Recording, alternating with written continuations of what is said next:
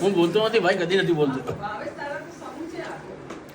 બોલો સત્યનારાયણ દેવ કી જય. ગજાનંદ ગણપતિ મહારાજ કી જય. કેપ્ટન ઉવાચ નર્મદે નર્મદે નર્મદે નર્મદે. હું બહુ આધ્યાત્મિક માણસ નથી, બહુ ધાર્મિક માણસ નથી. મારા માટે યાત્રા એટલે પોતાની જાતને કુદરત સાથે જોડવાનો રસ્તો. નર્મદા પરિક્રમા હોય, કૈલાસ માનસરોવર યાત્રા હોય, આદિ કૈલાસ યાત્રા હોય, મથુરા યાત્રા હોય, બધી યાત્રા બધી કરવાની. આપણને સમજ પડે નહીં. મને એક શ્લોક નથી આવડતો, એક માળ નથી ફેરવતો, પણ મેં જેટલી યાત્રા કરી હશે એટલી બહુ ભાગ્ય કોઈ જણે કરી હશે. અનુભૂતિ શું લેવાની? આપણા કરતાં જે જ્ઞાની છે, આપણા કરતાં જે વધારે ધાર્મિક છે, એ જે ભૂમિઓમાં રખડ્યા, એ ભૂમિના વાઇબ્રેશન લેવાના. એ આપણી પરિક્રમા, એ આપણી યાત્રા.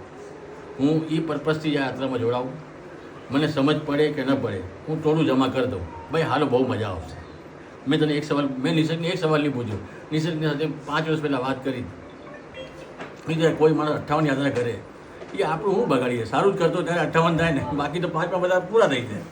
એક સવાલ પૂછ્યો નહીં. કીધું ભાઈ આ ભાવ ઓકે, મારે આટલા જણ મિનિમમ થશે, બાકી જેટલા વધશે એટલા વધશે.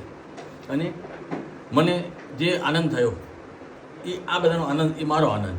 બાકી આપણી તો યાત્રા ચાલુ છે, ચાલુ રહેવાની. નર્મદે હર. નર્મદે હર.